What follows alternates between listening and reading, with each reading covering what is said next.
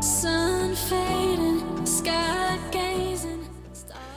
Hey, what's going on, everyone? This is Mike Colleen at MikeColleen.com. We're going to shift gears here a little bit, and we're going to get you into a better mood and help you to understand what you've been going through when it comes to narcissist abuse, okay? So one thing I want to say is this. If you're in a lot of pain and you're hurting and you're suffering right now, and it feels like you're in this dark tunnel and you can't find the light and you don't know which way to go, well, I'm going to tell you something. You're actually in the light. And the reason why you're suffering so much, why you have such trauma and you're feeling so much pain, is because you're in the light. And now, for the first time in your life, you're actually seeing what's been happening to you your whole life. You're seeing it, and it's terrifying you. Now, here's the good news. This will go away. It will eventually subside. You will heal from it, and you will become a lot stronger. Now, I'm speaking from personal experience because I've been through it and I've come out of the tunnel, okay? So here's the thing about it. You did take this step. You did jump outside of your limitations. You stepped outside of your bounds. You want to expand your horizons. You want to expand your abilities in life. And even if you have had no idea that you were doing this on a spiritual and energetic level, you had expanded beyond your limitations. And you, for the first time in your life, turned around and you took an actual look at what was going on and what was hurting you and what was attacking you. Now here's the other part. This is the part where you might feel you're absolutely terrified. Life is terrifying. I can't believe this is real. You saw the demon. You really saw the demon. Now I admit, as a former Christian, I still believe in God. I still read the Bible. I just don't go to church. Yeah, I absolutely believed in Satan, the demon, but I thought that was going to come, after I was dead and stuff. And when I saw what I saw, and I realized, like, holy shit, they're here. They've always been here.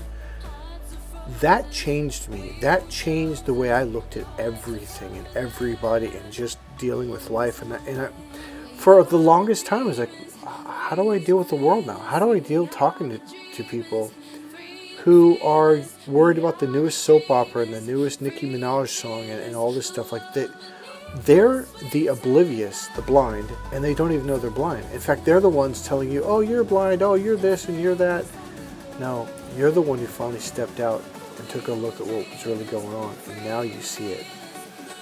Essentially, you stepped out of the matrix and you made it. You just haven't figured it out yet. It's turbulent, it's scary, it's confusing, and you don't know exactly what's going on, and it's unbelievable on top of it. Here's the thing. It's like learning how to drive a car. You're already figuring it out. You're already working it out, and it will get better. I don't think that. I don't believe that. I know that because I've gone through it, and I'm on the other side. And here's the thing. You already are on the other side. You stepped out of who you used to be. Congratulations. You took the steps.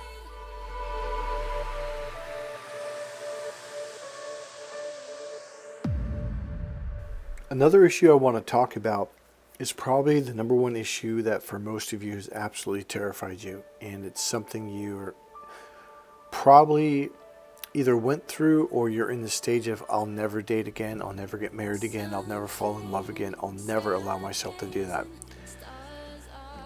Here's the deal. I've made another video today, which is probably going to come out in probably a month or two, but I'll give you a little bit about it now. Essentially, what has happened is you have sorry, I said that wrong. I didn't even like to say the word woke. Woke means you're asleep. So if someone goes, are you woke? That means they're asleep. Don't listen to those people. You are awake. There's a complete, listen, it's away. It's an expanding circle. Whoa, look at your lips, how they protrude into a small circle like you're looking down a scope.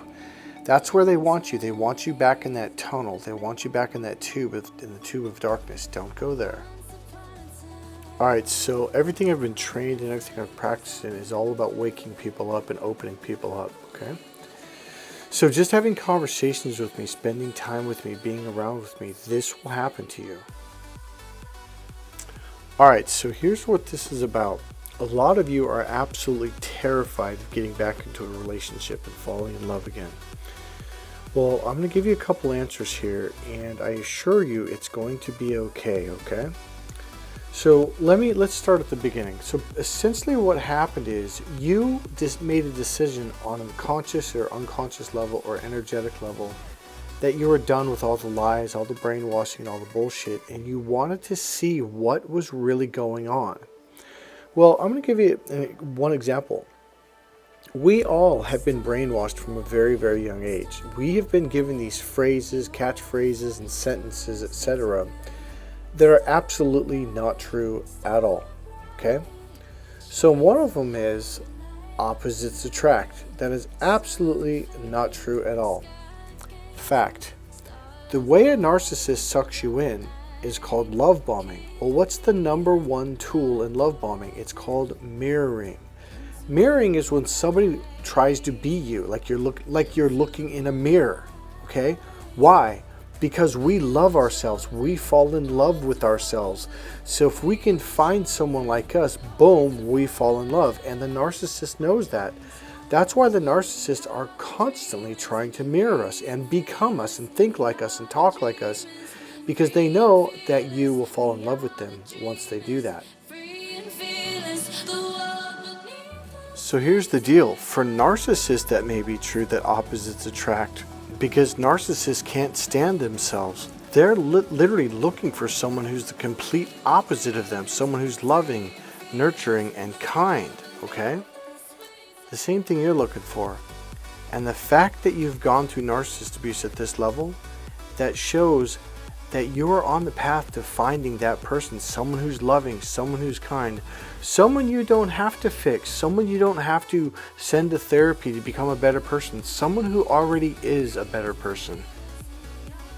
And yes, they do exist. There's other empaths, there's other very spiritual, loving, kind, compassionate people out there. They really do exist, and they're looking for someone just like you. Now you might be saying, but Michael, all I ever meet is mean people. That's because you were brainwashed and conditioned not only by society, but probably by the narcissist in your family, your mother, your father, whoever. You're snapping out of that right now. It is happening. It's why you're listening to this video. So here's the deal. The phrase that we were taught at a very young age, and it's in the movies, it's in music, our narcissist grandmother, narcissist aunties, narcissist friends, they'll tell it to us over and over because it comes from narcissists. Because it benefits narcissists. There is a whole slew of phrases out there that were designed that are very painful for us, but benefit narcissists to keep us in the relationship where we are loving them, nurturing them, while they are purposely abusing us, because it gives them power and it makes them feel confident. And here's what it is. Opposites attract. No, they do not. If the narcissist was opposite of you, you never, in a million years, would have fell for their bullshit. You never would have went on a date. You never would have hung out as friends. You would never even have, once you started realizing, wow, this person's really, because it irritates you. When someone is so opposite of you, you're like, I want to get out of here. I want to get the hell away, okay? So what happens is they love bomb you by mirroring you. They find out what your favorite songs are. They have them on their ringtone. They put them in their car, play the music for you. Oh my God, that's my favorite song. I love that song. And so that's why you become so madly head over heels in love with narcissists. And you think, this is the greatest person on the planet. This is the one. No, they're not. Because here's what happens is, once you fall in love with yourself, which is essentially, if you've been listening to my videos for a long time, that's what happened. You fell in love with you. You never fell in love with the narcissist, because that wasn't the narcissist. Okay, the narcissist never existed. So the good news is you did fall in love with yourself. The bad news is narcissists use it as a mirroring. It's, you know, there's a reason why they call it mirror magic, okay? Because it seems like magic. So here's the good news. Is you actually do love yourself very, very much, okay? So here's what the narcissist did. Once they got your unconscious mind to believe that you were in love with them, and that it's essentially you fell in love with yourself, a mirror image of you. So of course you're going to hold on through thick and thin. And there's another one, through thick and thin.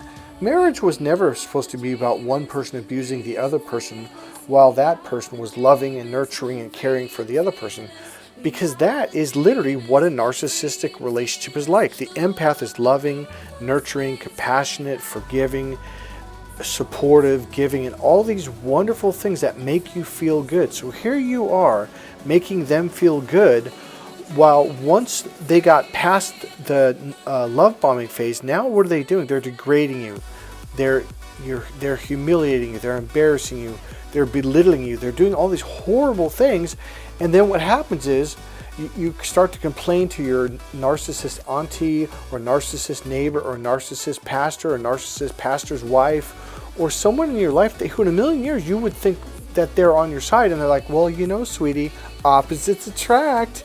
Through thick and thin, remember? No, a marriage was never meant to be abusive. Now, a marriage or love or a relationship was never meant for one person to just constantly, consistently, systematically to abuse you. That is not what marriage or love is about at all. Through thick and thin means if someone gets hurt, breaks a leg, if someone loses their job, if all of a sudden the country goes into a financial depression, that's what it means when it says thick and thin. It didn't say thick and abuse or abuse and torture. That's not what it said. It said through thick and thin, meaning through the good time. In fact, it does say through the good times and the bad. That doesn't mean through the abusive and the meanness. It does not say that. Okay? So here's the thing. All you have to do is you have to start looking at relationships as someone who's loving and kind and good to you. Okay? So here's the thing is a lot of you get so scared thinking, but I've been fooled, I've been manipulated, I've been tricked by narcissists. Yeah, but the difference is now you're highly aware of what's going on. Now I'm going to tell you, you will pick up on it so much faster, number one. Number two, here's the good news. You do not have to be a narcissistic radar expert. Because here's what I mean. A lot of people think like, well, how do I know if they're a narcissist? You don't need to. Because it's almost like narcissists are like the extreme example to get you to wake up, to realize like, look, nobody, not your mother, not your brother, not your sister, not your friend, not your neighbor, not your grandma, not your auntie, nobody should be mean to you. Nobody should disrespect you, even if it's on a lower level. See, you have to realize the learning is not about how to avoid narcissists. The learning is about having boundaries to anybody, anyone at all, that disrespects you, that humiliates you, that embarrasses you in front of their friends, that talks behind your back, that sets you up, that gaslights you, that lies to you, that manipulates you and tricks you. Nobody should ever do that to you. But here's the thing. Before this final narcissist hurt you that bad, you let all kinds of people treat you that way. And you even said, oh, well, that's my brother. That's family. I remember when a therapist said to me one day, I forget what I was talking about, and I said something about love. And she goes, Michael, that's not love. I'm like, what? What do you got? That's my family. That's my girlfriend. And she's like, yeah, I don't care. That's not love. And then another thing I heard from another like therapist, or even from like personal development seminars, when you're in your small groups and talking, like, Michael, that's not family.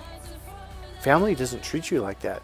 Friends don't treat you like that. A husband, a wife, a girlfriend, they don't treat you like that. That's not family. That's not a friend. That's not a husband. That's not a wife. That's not a girlfriend. That's not a cousin. That's not anyone. Those are the people that you need to avoid and get away from. So here's the good news. You don't have to be some perfect radar detector narcissist expert.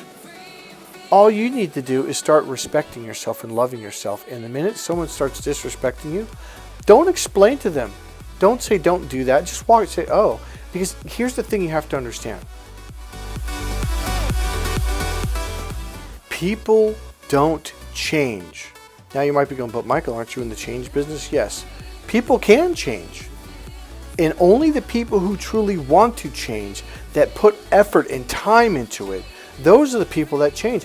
I've had a couple clients in the last year and a half who I fired. I've every now and then I'll get a client that says, well, I don't want to do that exercise. And what they literally just said is, I really don't want to change. It's not that important to me. So here's the thing. Number one, narcissists never change. They don't. They don't. Okay? All the experts are saying, even these narcissists that are being interviewed as experts in the narcissist field that speak at universities and colleges throughout the Western world, from the UK, Europe, United States, Canada, they go, look, narcissists never change. They'll tell you that they changed, but they haven't. They just don't change. Why? I don't care. So here's the deal. The average person doesn't change either. They're too lazy, or here's another. They're not self-aware. I'm not even trying to be mean. They're just not self-aware. They're like, what are you talking about? So here's what I'm saying. Some people do put forth true effort. See, if someone is trying to go to therapy or personal development because they're trying to change for you, that is absolutely 100% the wrong purpose and reason to change. And that's why they won't change. It won't work for them. They have to want to change for themselves. They have to be sick and tired of who they are. They have to be so sick and tired of being like, I want to be a better person. I want to do better. I want to be happy. Those are the people that change. And I'm going to tell you something right now. It takes time. There's a lot of work to do for the average person. Key word, key phrase, average person, meaning normal people, not narcissists, okay? So if it's hard for an average person to change, how hard do you think it's going to be for the narcissist to change? So here's the deal. You have popped. You have expanded so far open that the average person can't even, it's like they can't comprehend where you're at your level.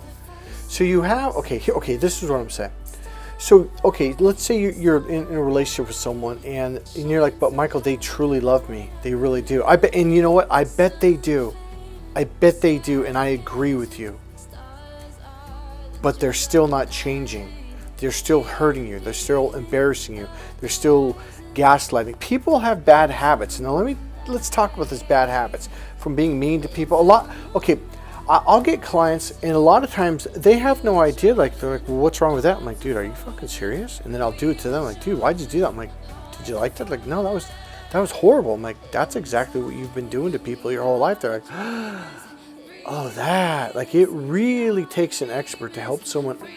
All right, I'm going to give you something. This is going to shock you. When I was a little kid, when I was 6 years old, my mother burned my hand on the stove. Now here we are, 35 some years later. So my friend had called from the city that we used to live in many years ago in the Midwest, and my brother had passed away is what it was. And so this guy called me up and was talking to me. He was going through a hard time, and he brought that up. He goes, dude, that was so funny when your mom did that to you. You have to understand, my fingers completely swelled up. My hand completely swelled up, bubbles. It was agonizing pain for weeks. It didn't just go away. I mean, I think it was a month or more before I got any kind of relief. And I cried myself to sleep every night.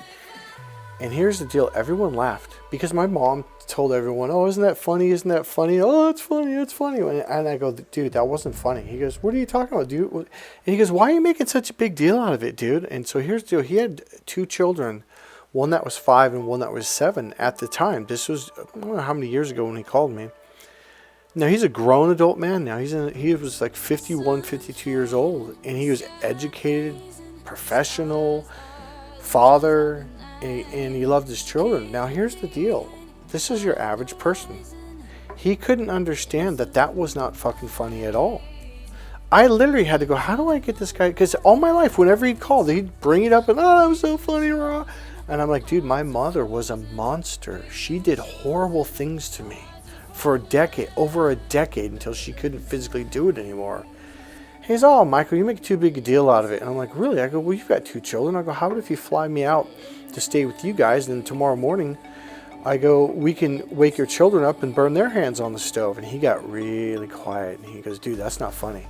I go, sure it is. You just convinced me for the last 30 minutes, because we had been arguing about this, for the last 30 minutes, that it's funny when a mother burns their child's hand. Here's my point about this. Obviously, it's not funny. I don't think it's funny at all. And no, I don't want to burn anyone's hand. So here's my point. that's what it took for him to understand that. Now the reason why I could get him to finally see that is because I'm trained in NLP. It's called a reframe. I did a couple other things. I'm not going to try to explain it. I did a couple other things for his brain to literally take a 180-degree turn and shift his perspective. And he literally said, I never saw it. He literally said, I never saw it from that perspective. I go, exactly. I go, so here's my point for you guys. Somebody might love you to death, but if they keep hurting you, if they keep belittling you, they keep being demeaning, you know, and doing stuff like this, you have to get away from them. They're not, okay, even if they do want to change, it's going to take time. And I'm going to tell you something right now. The one thing that I have finally learned, it is not your job to fix them. And it's also not your job to wait for them to get their shit together and fix themselves. Your job is to love yourself, protect yourself, because that is loving yourself, and to get away from anybody who is abusive mentally, emotionally, verbally, no matter, even if they say, oh, you're just being too sensitive. In fact, if people are hurting you and they're telling you that you're being too sensitive, they literally just told you they're very highly consciously aware that they're hurting you. They're highly aware that you're a sensitive person, and yet they keep hurting you, and they keep telling you that it's your fault because you're too sensitive. What I do with those people, I throw it right back at them. I go on the attack. They're like, why are you being so mean? I go, I'm just doing to you what you've been doing to me. Our whole relationship. And they're like, well, I don't do that. Yes, you do. In fact, that's exactly. I'll do something they did to me, and I'll make it so obvious. I'm like, man. So here's the deal. All I'm saying in this video is get away from anyone who hurts you. That's all I'm saying. They don't have to be a narcissist, and you don't have to be a narcissistic expert. God bless you guys.